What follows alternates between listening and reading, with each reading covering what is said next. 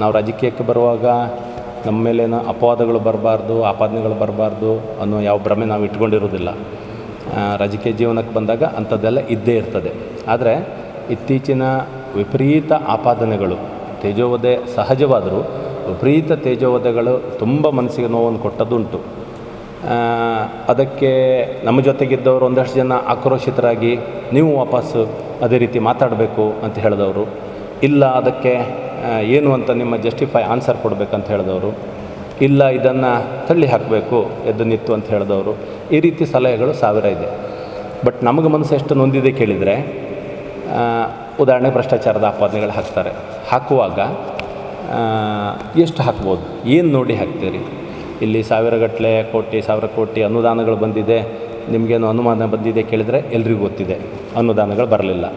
ಸರ್ಕಾರ ನಮ್ಮದಿದ್ದಾಗ ಸ್ಯಾಂಡು ಮತ್ತೊಂದು ಪರ್ಮಿಷನ್ನು ನಾವು ತೊಗೊಂಡು ಬರ್ತೇವೆ, ನಮ್ಮವ್ರು ಮಾಡ್ತಾರೆ ಅನ್ನುವಂಥದ್ದು ಇದೆಯೇ ಕೇಳಿದರೆ ಸರ್ಕಾರ ನಮ್ಮದಿಲ್ಲ, ಇನ್ಯಾರೋ ಮಾಡಿರ್ತಾರೆ.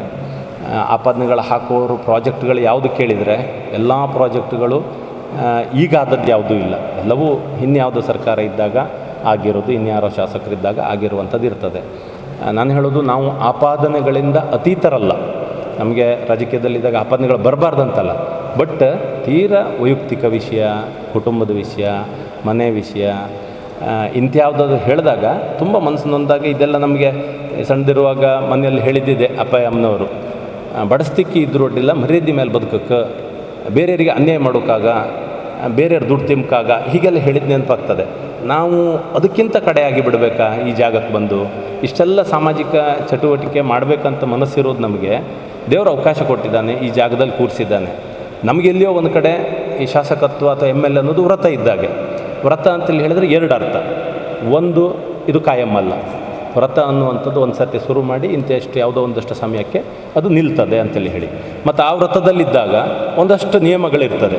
ಸೊ ನಾವು ಈ ವ್ರತ, ನನ್ನ ಸಂಘಟನೆ ನನಗೊಂದು ಅವಕಾಶ ಕೊಟ್ಟಾಗ, ನನ್ನಂಥವ್ನಿಗೆ ಒಂದು ಅವಕಾಶ ಕೊಟ್ಟಾಗ, ನನ್ನ ಪಕ್ಷ ನನ್ನನ್ನು ಅಭ್ಯರ್ಥಿಯಾಗಿ ಘೋಷಿಸಿದಾಗ, ಬೈಂದೂರಿನ ಜನ ಪ್ರೀತಿಯಿಂದಾಗ ನಮ್ಮನ್ನು ಗೆಲ್ಲಿಸಿದಾಗ ನಾವು ಈ ವ್ರತದಲ್ಲಿದ್ದೇವೆ. ನನ್ನ ಜೀವನದಲ್ಲಿ ಸಾವಿರ ಕಷ್ಟಗಳಿರ್ಬೋದು, ಸಾವಿರಗಟ್ಟಲೆ ಸಾಲಗಳಿರ್ಬೋದು, ಆದರೆ ನನ್ನ ಬದುಕು ಬೇರೆ, ಶಾಸಕ ಜೀವನ ಬೇರೆ. ಶಾಸಕ ಜೀವನ ಅನ್ನುವಂಥದ್ದು ಸಾಮಾಜಿಕ ಬದುಕು. ಇಲ್ಲಿ ಸಮಾಜದ್ದು ಸಮಾಜಕ್ಕೆ ಕೊಡುವಂಥ ಕೆಲಸ. ನನ್ನ ಜೀವನಕ್ಕೆ ಇಲ್ಲಿ ದುಡ್ಕೊಂಡು ಹೋಗ್ಲಿಕ್ಕೆ ಆಗೋದೂ ಇಲ್ಲ, ಅವಶ್ಯಕತೆ ಇಲ್ಲ, ಮತ್ತು ಇಲ್ಲಿಂದ ದುಡ್ಕೊಂಡು ಹೋಗಲೂಬಾರ್ದು. ಈ ಸಾವಿರ ಜನರ ಹಣ ಅಂತೇಳಿ ಹೇಳುವಂಥದ್ದು ಸಾವಿರ ಪಾಪಗಳದ್ದು ಇರ್ತದೆ. ಅದನ್ನು ನನ್ನ ಮನೆ ತಗೊಂಡು ಹೋಗುವಂಥ ಕೆಲಸವನ್ನು ನಾನು ಮಾಡೋದೇ ಇಲ್ಲ. ನಮ್ಮ ಬದುಕಿಗೆ ಬೇಕಾದದ್ದು ನೆಮ್ಮದಿಯಲ್ಲಿ ಒಂದು ಊಟ ತಿಂಡಿ, ಒಂದು ಕುಟುಂಬ, ಸಾಲರಹಿತ ಬದುಕು. ಇಷ್ಟಿದ್ರೆ ಬಹುಶಃ ಜೀವನಕ್ಕೆ ಇದಕ್ಕಿಂತ ದೊಡ್ಡ ಖುಷಿ ಮತ್ತೊಂದು ಇರುವುದಿಲ್ಲ. ಸೊ ಇಲ್ಲಿ ಹಾಕಿದ ಆಪಾದನೆಗಳು, ಕಟ್ಟಿದ ಕಥೆಗಳನ್ನು ಕೇಳಿದರೆ ನನಗೂ ಆಶ್ಚರ್ಯ ಆಗೋದೇನು ಕೇಳಿದರೆ, ಅದಿಷ್ಟು ಲೆಕ್ಕ ಹಾಕ್ಲಿಕ್ಕಾದರೂ ಅವ್ರಿಗೆ ಪುರ್ಸೊತ್ಬೇಕಲ್ಲ. ನನಗೊಂದು ದಿವಸ ಬಂದು ಹೇಳಿದರು, ಗೋವಾದಲ್ಲಿ ಒಂದು 10 ಕೋಟಿ ಹೋಟ್ಲು ಉಂಟ ಅಂತ ಕೇಳಿ, ಊಟ ಅಂತ ನಿಮ್ಮದು ಹೌದಾ ಕೇಳಿದರು. ನಾನು ಖುಷಿ ಪಡೋದ ದುಃಖ ಪಡೋದ ಗೊತ್ತಾಗಲಿಲ್ಲ. ಹೋಟ್ಲ್ ಇದ್ದರೆ ತಪ್ಪಲ್ಲ, 10 ಕೋಟಿದು ತಪ್ಪಲ್ಲ, ವ್ಯವಹಾರ ಮಾಡೋನು ಎಷ್ಟು ಮಾಡೋದು. ಆದರೆ ನನಗೊಂದು ಇದ್ದಿದ್ರೆ ಖುಷಿ ಆಗ್ತಿತ್ತೇನೋ ನನಗೆ. ಇದು ಕತೆ ಯಾರು ಕಟ್ಟಿಬಿಟ್ಟವರು ಅಂತ ನನ್ನ ಪ್ರಶ್ನೆ. ಒಬ್ಬರು ಒಂದು ದಿವಸ ಬಸ್ ಆ್ಯಕ್ಸಿಡೆಂಟ್ ಆದಾಗ ಫೋನ್ ಮಾಡಿದರು, ನಿಮ್ಮ ಬಸ್ ಆ್ಯಕ್ಸಿಡೆಂಟ್ ಆಗಿದೆ ಅಂತ ಹೇಳಿದರು. ನಂಗೆ ತಲೆ ಬಿಸಿ ಅಂತ ಹೇಳಿದ್ರೆ, ನಾನು ಹೋಗೋ ಬಸ್ಸೇ ನಾನು ದಿನ ಟಿಕೆಟ್ ಮಾಡಿ ಹೋಗೋದು, ನಿಮ್ಮ ಬಸ್ ಅಂತ ಹೇಳಿದರೆ ಯಾವುದು ಅಂತೇಳಿ ಹೇಳಿ ಮತ್ತೆ ವಿಚಾರಿಸಿದಾಗ, ಯಾರು ಪಾಪ ಇಲ್ಲಿ ಉದ್ಘಾಟನೆ ನಮ್ಮ ಎಮ್ ಎಲ್ ಎರ್ ಕೈಯಲ್ಲಿ ಉದ್ಘಾಟನೆ ಮಾಡ್ಕೊಂಡು ಹೋಗ್ಬೇಕಂತೇಳಿ ಹೇಳಿ ನಮ್ಮ ಹತ್ರ ರಿಬ್ಬನ್ ಕಟ್ ಮಾಡ್ಕೊಂಡು ಹೋಗಿದ್ದಾರೆ, ಆ ಬಸ್ ನಿಮ್ಮದು ಅಂತ ಹೇಳಿದರು. ನಾನು ಅವರಿಗೆ, ನಮ್ಮದು ಅಂತ ಅಭಿಮಾನ ನಿಮ್ಮದು ತಪ್ಪಲ್ಲ, ನಮ್ಮವ್ರದ್ದೇ ಅದು, ಆದರೆ ನನ್ನ ಬಸ್ಸು ಅಂತೇಳಿ ನಿಮಗೆ ಹೇಗೆ ಅಂದ್ಕೊಂಡ್ರಿ, ಎಲ್ಲರೂ ಹೇಳ್ತಿದ್ರು ಅಂತ ಹೇಳಿದ್ರು. ಆಯಿತು ಅಂತ ಹೇಳಿದೆ. ಅದಾದಮೇಲೆ ಈಗಾಗಲೇ ನೀವು ಸಾಲಗಳನ್ನೆಲ್ಲ ತೀರಿಸ್ಕೊಂಡಿದ್ದೀರಿ, ಕೋಟಿಗಟ್ಟಲೆ ಆಸ್ತಿಯೆಲ್ಲ ಇದೆಯಲ್ಲ ಅಂತ ಹೇಳಿದರು. ನನಗೇನು ಕೇಳಿದರೆ, ಇದು ಯಾವುದು ಪುನಃ ಅಪರಾಧಗಳಲ್ಲ. ಈಗ ಹೋಟ್ಲಿದ್ದರೆ, ಬಸ್ ಇದ್ದರೆ, ವ್ಯವಹಾರ ಇದ್ದರೆ, ಆಸ್ತಿ ಇದ್ದರೆ, ಇದು ಯಾವುದು ಅಪರಾಧಗಳಲ್ಲ. ಆದರೆ ಇದು ಆ ಜಾಗ ಅಲ್ಲ, ಆ ರೀತಿಯ ಹಣವನ್ನು ಮಾಡುವಂಥ ಜಾಗ ಅಲ್ಲ. ನನ್ನನ್ನು ಆಯ್ಕೆ ಮಾಡಿರುವುದು, ನಾನೊಬ್ಬ ಸಾಮಾನ್ಯ ರೈತನ ಮಗನಾಗಿಯೋ, ಸಾಮಾನ್ಯ ಕಾರ್ಯಕರ್ತನಾಗಿಯೋ, ಸಾಮಾನ್ಯ ಸ್ವಯಂ ಸೇವಕನಾಗಿಯೋ ನನಗೆ ಅವಕಾಶ ಕೊಟ್ಟಿರೋದು ನೀನು ಅದು ಆಗಬಾರ್ದು ಅಂತ. ಮತ್ತು ಅಂಥ ಹೆಸರು ಗಳಿಸೋದಿದ್ದರೆ ನನ್ನನ್ನು ಕೊಡೋದೂ ಇಲ್ಲ, ಮತ್ತು ನನಗೂ ಅದರ ಅವಶ್ಯಕತೆ ಇಲ್ಲ. ಬದುಕನ್ನು ನಡೆಸುವ ದಾರಿಯೇ ಬೇರೆ. ಸಾಮಾಜಿಕ ವ್ರತಕ್ಕಿದು ಹೊರಟಾಗ ಇದರ ಅಗತ್ಯ ಇಲ್ಲ. ನನಗೂ ಭಯದಿಂದನೇ ಇದರಿಂದ ಬಂದವನು. ಬರೀ ಕೈಯಲ್ಲಿ ಬರೀ ಕಾಲು ಅಂತೇಳಿ ಹೇಳಿ ಏನು ಅಂದ್ಕೊಂಡಿದ್ದೇವೆ, ವಾಪಸ್ ಹೋಗುವಾಗ ಅದೇ ಶಿಸ್ತಲ್ಲಿ ಶುದ್ಧ ಬರೀ ಕೈಯಲ್ಲೇ ಹೋಗಬೇಕು ಅನ್ನುವಂಥ ಸಂಕಲ್ಪ ನನ್ನ ಹತ್ರ ಇದೆ. ಆಪಾದನೆಗಳು ತಪ್ಪಂತ ನಾನು ಹೇಳೋದಿಲ್ಲ, ರಾಜಕೀಯದಲ್ಲಿದ್ದಾಗ ಮಾಡಬೇಕು, ಆದರೆ ಅಪರಾಧಿ ನಾನು ಆಗಬಾರ್ದು, ಅವ್ರು ಹೇಳುವುದು ಸತ್ಯ ಆಗಬಾರ್ದು ಮತ್ತು ನಾನು ಆಗಬಾರ್ದು ಅನ್ನೋದು ಸ್ಪಷ್ಟತೆ ನನಗಿದೆ. ಹಾಗಾಗಿ ಅವರವರು ಕಂಡ ರಾಜಕೀಯ ಬದುಕಿಗೆ ನಮ್ಮನ್ನು ಎಳಿತಾರೆ. ಅವರೇನೋ ಭ್ರಷ್ಟತೆ ಮತ್ತೊಂದು ಇನ್ಯಾವುದನ್ನು ಮಾಡ್ಕೊಂಡಿರ್ತಾರೆ, ತಾವು ಅದನ್ನೇ ಮಾಡಿರ್ಬೋದು ಅನ್ನೋ ಏನೋ ಒಂದು ಡೌಟನ್ನು ನಮ್ಮ ತಲೆ ಮೇಲೆ ಹಾಕ್ತಾರೆ. ಆದರೆ ಸ್ಪಷ್ಟತೆ ನನ್ನ ಹತ್ರ ಇರೋದು ಏನು ಕೇಳಿದರೆ, ನಂಗೆ ಆ ಬದುಕಿನ ಅವಶ್ಯಕತೆ ಇಲ್ಲ.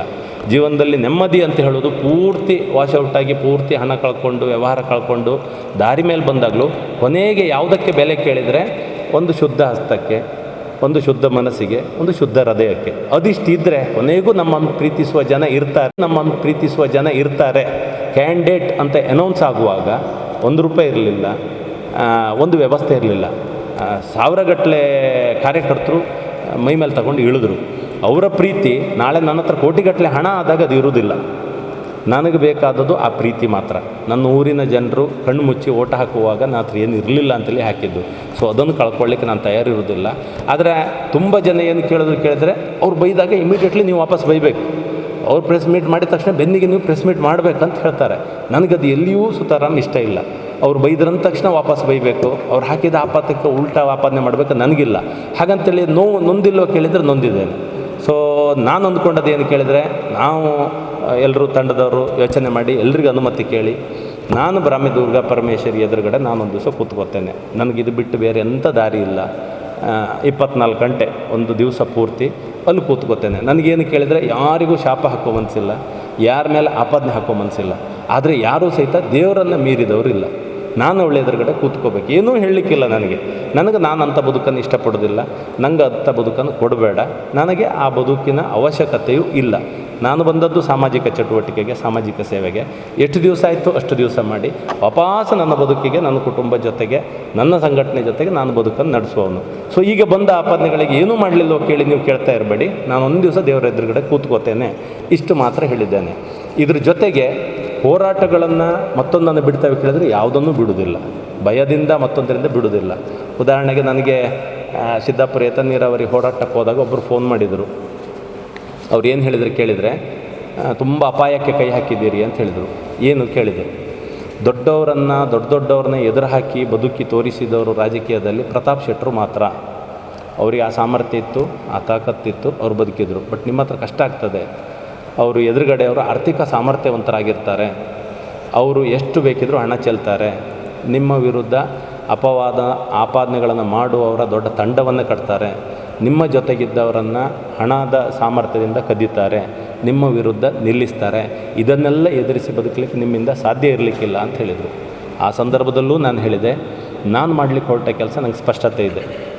ಜನರಿಗೆ ನೀರು ಸಿಗಬೇಕು, ಯೋಜನೆಗಳು ಎಕ್ಸಿಕ್ಯೂಟ್ ಆಗಬೇಕು, ತಪ್ಪು ಕಂಡಲ್ಲಿ ವಿರೋಧಿಸಬೇಕು. ಇದಕ್ಕೋಸ್ಕರ ನೀವು ಯಾವ ಕತೆ ಕಟ್ಟಿದರೂ ನಮ್ಮದು ಅಜೆಂಡಾ ಫಿಕ್ಸ್ ಇರ್ತದೆ. ಜನರಿಗೆ ನೀರು ಸಿಗಬೇಕೇ, ಅದರಲ್ಲಿ ವ್ಯತ್ಯಾಸ ಇಲ್ಲ. ಅದು ಸಿದ್ದಾಪುರದವ್ರಿಗೂ ಸಿಗಬೇಕು, ಕಂಡ್ಲೂರಿನವ್ರಿಗೂ ಸಿಗಬೇಕು, ಬೈಂದೂರು ಶಿರೂರಿನವರೆಗೂ ಸಿಗಬೇಕು, ಆಜ್ರಿ ಮನಂಜೆ ಆಚೆ ಭಾಗಕ್ಕೂ ಎಲ್ಲಕ್ಕೂ ಸಿಗಬೇಕು. ಪ್ರತಿ ಗ್ರಾಮಕ್ಕೂ ನೀರಾವರಿ ಯೋಜನೆಗಳು ಸಿಗಬೇಕೆ. ನಾನು ಡಿ ಕೆ ಶಿವಕುಮಾರರು, ಉಪಮುಖ್ಯಮಂತ್ರಿಯವರು, ಆಮೇಲೆ ಉಸ್ತುವಾರಿ ಸಚಿವರನ್ನು ನಿನ್ನೆ ಸೆಷನ್ನಲ್ಲಿ ಮಾತಾಡಿಸಿದೆ. ಇಬ್ಬರಿಗೂ ಒಂದು 5 ನಿಮಿಷ ಕೇಳಿದ್ದೆ, ಕರೆದ್ರು, ಹೇಳಿದೆ. ಒಂದೇನು ಹೇಳಿದೆ ಕೇಳಿದರೆ, ಎಡದಂಡೆ ಬಲದಂಡೆಗಳ ಸಮಸ್ಯೆಗಳು ಹೀಗಿದೆ. ಸಿದ್ದಾಪುರ ಏತ ನೀರಾವರಿ ಸಮಸ್ಯೆ ತಮಗೆಲ್ಲರಿಗೂ ಅರಿವಾಗಿರ್ಬೋದು, ಅದರ ಬಿಸಿ ಮುಟ್ಟಿರ್ಬೋದು. ಎಷ್ಟು ಬೇಗ ಅದನ್ನು ಓಪನ್ ಮಾಡಿ ಕೊಟ್ಟರೆ ಅಷ್ಟು ಗ್ರಾಮಗಳು ಕಂಪ್ಲೀಟ್ ಆಗ್ತದೆ. ಇನ್ನುಳಿದ ಗ್ರಾಮಕ್ಕೆ ಮತ್ತೆ ಯೋಜನೆಗಳು ಆಗಬೇಕು.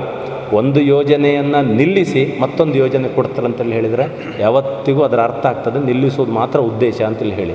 ಸೊ ಈಗ ಏನು ಯೋಜನೆ ಮೂಗಿನವರೆಗೆ ಬಂದಿದೆ ಎಕ್ಸಿಕ್ಯೂಷನಿಗೆ, ತಕ್ಷಣ ಅದನ್ನು ಮಾಡಿ ಜನರಿಗೆ ನೀರು ಕೊಡಬೇಕು.